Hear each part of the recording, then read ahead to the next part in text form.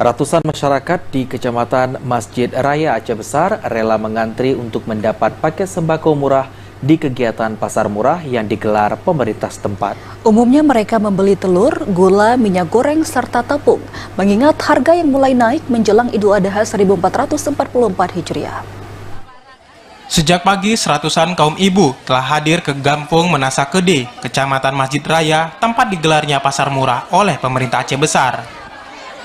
Mereka merupakan kaum ibu dari sejumlah gampung di Kecamatan Masjid Raya yang datang untuk mendapatkan sembako murah yang ditawarkan.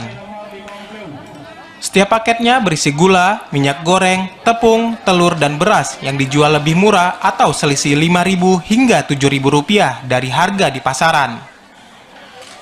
Sebanyak 300 paket disediakan pemerintah setempat guna memenuhi tingginya permintaan warga berbelanja. Pasar murah digelar dalam rangka menyambut Idul Adha ini merupakan salah satu upaya pemerintah menekan angka inflasi yang kini terjadi. Selain membantu warga, pasar murah diharap dapat mencegah angka inflasi yang terjadi.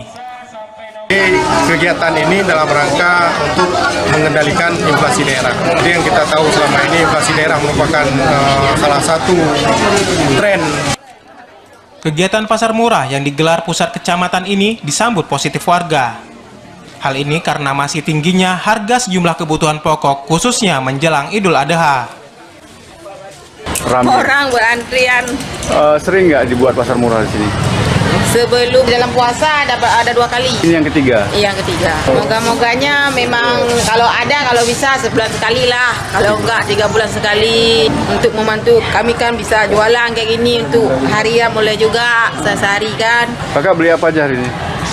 Kalau beras enggak hari ini karena enggak cukup biaya. Selain di Kecamatan Masjid Raya, pasar murah kerjasama pemerintah Aceh Besar dan provinsi ini rencananya akan digelar di 3 kecamatan lainnya.